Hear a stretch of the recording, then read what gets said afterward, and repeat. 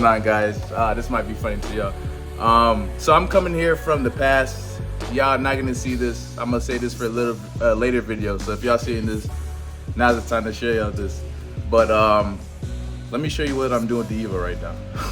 So yeah, I broke it. I found out I had low compression right before it was about to get tuned. So what I'm planning to do is, because of course I don't want to reveal y'all my new car while it's like this, right? So I'm gonna show y'all it when it's done, and then I'm gonna show y'all what went into it. But basically, this had low compression. I went to more automotive. It was about to get tuned with the MHI 18K, and right before I hopped on the dyno, they compression tested it and told me it was low. So shit happens. Went ahead and got a newer, I would say like 47K mile motor from LKQ from a rally yard. So hopefully it's not abused because it's a rally yard. So it should be good. I'm gonna swap some stuff over. I'm gonna do the Jair turbo now, the 3576, the one that everybody does. Got some cams going in. Also gonna do full white line suspension. This thing should be crazy when it's done. But yeah, so the car prior to having all this stuff, the car literally came with the full race manifold until I bought it. It had a stock turbo, but I put on the MHI 18K. And if you can see between there, it has Exidi twin disc to hold all the power it should have been making, but now it should be good. And yeah, besides that, it's kind of a stock Evo. So yeah, I'm gonna keep y'all updated. I'm gonna swap it over, and this thing should be good. So honestly, when I do something, I'm the type of guy that if I do it, I want to do it right. So I'm basically doing a whole bunch of while it's there items. I'm passionate about this car. I can't lie. Like, I love the G, but like, it's an Evo. You know what I mean? This is kind of like a bigger boy tier car than what I'm used to. So I kind of want to take my time with it, make it nice. I want to do it right, man. I want to treat this car like the legend it is, right? Even though it's the 10, everybody hates the 10. It's still an Evo, so I want to treat it as such. So right now, what I'm gonna do is I'm gonna degrease the subframe just so it looks pretty when I put in the sway bar. So got the power washer hooked up. Just gonna clean it up and then we'll be ready to throw it back in.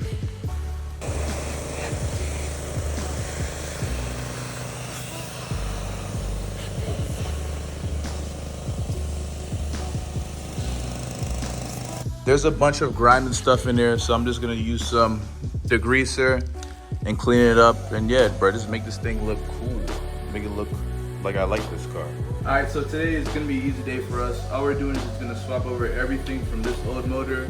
And when I say everything, literally everything, down to the sensors, because I don't know much about this motor. I know it came from Canada. It was in a rally yard that got in an accident. So it should be good. If not, I have an LKQ warranty on it. But we're gonna swap over everything from this motor because we know this motor was perfectly fine, minus the low compression, and then put on that one. So right now I'm just taking off the turbo, and then I'll do the manifold, and yeah, so we'll keep you guys updated.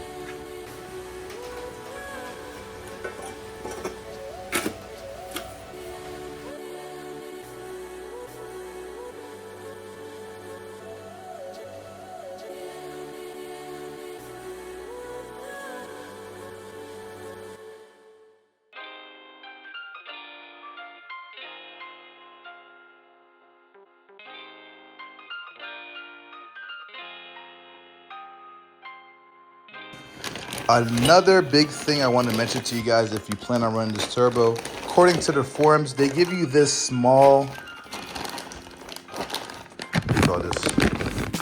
they give you this small turbo elbow. As you can see, I don't know why they do that. Extremely restrictive, no point of that. If you want to make some good jam, it's recommended to buy the high flow elbow. It's a 3-inch, I believe. So I got that from MA Performance. And I'm gonna be installing a new gasket as well, because throughout the ownership of this car, I keep on blowing these gaskets because the bolts rattle out from the vibrations. So I want to show you guys what I got for this time. So these are called Nordlock washing lockers. So apparently these, pull one out for you. If it'll focus, these are basically like 2 washers attached. And I guess when you tighten it, it snaps in place, and then these ridges will help it from not backing out with vibration. So I'm gonna try these this time around. and hopefully it's good. So I'm about to set it up now.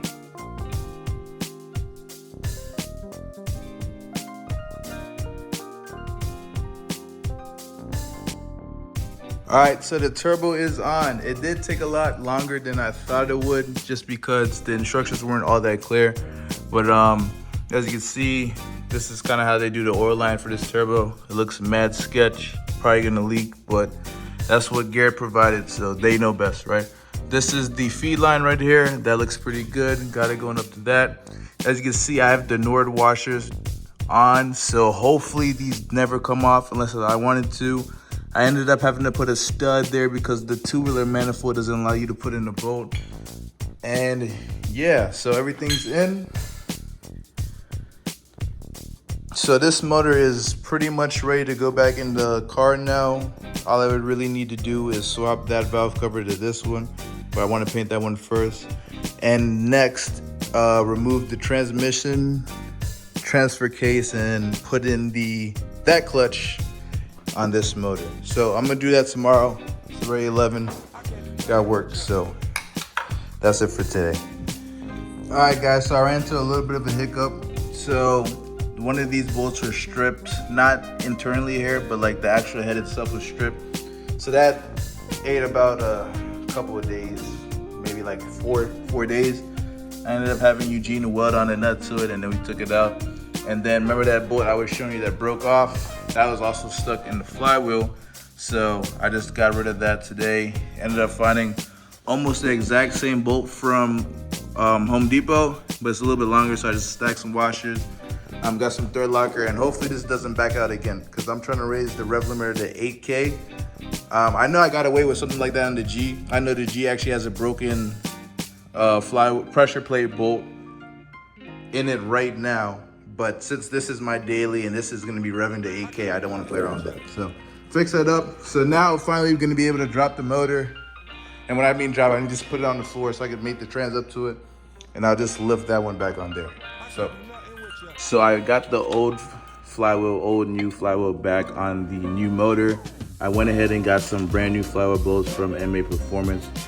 This time around, I'm gonna go ahead and do red thread locker because I do not want this coming out on me. I heard horror stories where these fail and chop people's legs off. So I'm not playing around with that. And I think I'm just gonna pay somebody to do it if this clutch goes out again, because I'm not doing this much work. It's my daily, for Christ's sake. So I'm gonna go ahead and do that. I just having 2 old bolts just to keep it on there as I put in the rest. And yeah. All right, so all the bolts are in. They went in with no problem. What I like about the 4B11s is that when you put on the clutch, they kind of make it so this has to line up, so you know it's good.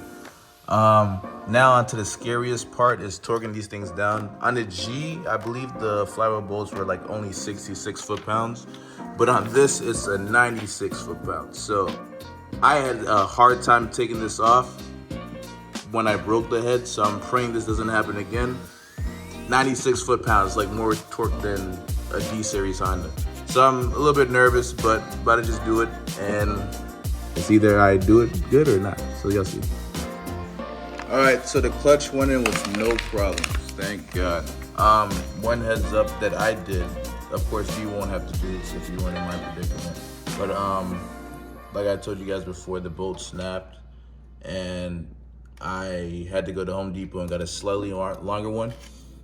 So I just stacked a couple of washers on it so it has the same length of the other bolts, and it went in. I did have more washers on it just for extra tightness, but I realized I didn't want it to exceed the length of this flywheel, the cover pressure plate, because as you see inside here, it kind of grinded in already. But I guess that kind of creates a channel for me to allow just a little bit of length out, even though this is like essentially flush. So I should be good, but just a heads up. All right, I forgot to update this part of things, but here we are on the control arm side of stuff. I went ahead and got the old ball joint pressed out by a shop, and they went ahead and put in the new one for me. So that's in. So right now I'm just over here doing the sway bar inlets. So once that's good, I'll just connect that back to the subframe, and that'll be ready to push up into the car. After that, yeah, it's kind of like near to the end of stuff. I gotta read up and figure out how I want to have this set up, because you know, I think now I'm gonna be able to choose between hard, stiff, hard and soft, and then like the medium ground. So I'll play around with that, see what handles the best, and yeah, go from there. When the coup gets there, work gets done. Of course. So the transfer case and transmission is both in. The trans definitely took us a little bit of time because of the dial pins, but once that's pushed in, that's good. Transfer case is also in, like I stated. So we're ready to put this thing back in the car.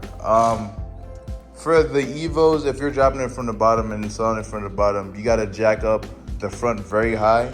So I already have the rear on the floor. We gotta jack this thing up extremely high and probably put like 2 jacks on the sides. And yeah, so we need to put this engine on the stand as well so it can roll in. It's gonna be kind of complicated, but I'm just happy that this is going back in the car. Thanks. So we're about to get to it. All right, motor's back in the car. Was not that bad at all. I know we had to put it on some WD on this side because for some reason this bushing wasn't sliding in. But besides that, me and the coup just lifted it up. It makes it a lot easier when you have somebody to spot you, so you make sure the holes are lining up. But yeah, engine's in. Probably get it running tomorrow. First start on this thing should be nice with this turbo. So we'll see. But we're about to call it a night, get some McDonald's like 3 o'clock, bro. What you thinking? Big Mac? 2 Big Macs. I had realized that I accidentally put on the rear end links on the front. Silly me. Stumbled upon this bag, so the shorter ones are for the front. I messed up, but fixing it right now. So just swapping that over, and then we're gonna put in the subframe. All right, the subframe is in, but we might have to drop it, just maybe. We're gonna be putting in the white line sway bar for the front and rear. As you can see, it's a bit thicker than the stock one, so hopefully I don't get as much roll in corners anymore. But we're gonna go ahead and do that. Just gotta put these over, these bushings over these things on the stock location, and put this on top and bolt it in. Pretty straightforward. So we're gonna do that and then be back.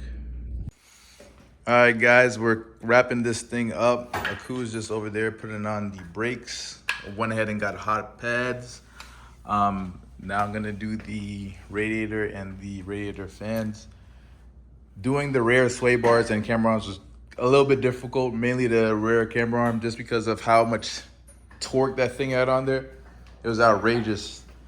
It had like this special type of washer that you guys need to make sure that you be careful with. But once you take that off, it's pretty easy. I was able to adjust my camber already, so I just matched it for what the stock arms are. Right now we're racing to get a first start.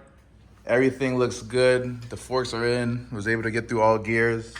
We just ran into a slight clutch problem. Hopefully it's not as big as it seems, but it built up pressure and then we heard a loud pop. So hopefully this thing doesn't have to get taken back out, but it's probably something, who knows? We don't know what happened, but we're gonna just keep on going and then get ready for the first start. So we'll keep you guys posted. Yeah!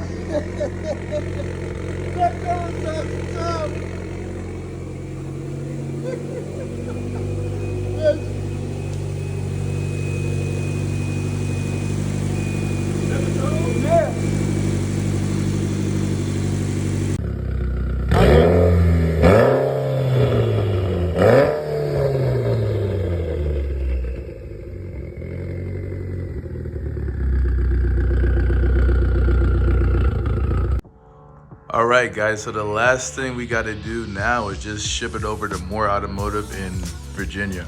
I'm gonna have them do the cams and my Vic Delete and also the springs and all that other stuff, retainers, because I don't personally trust myself with timing.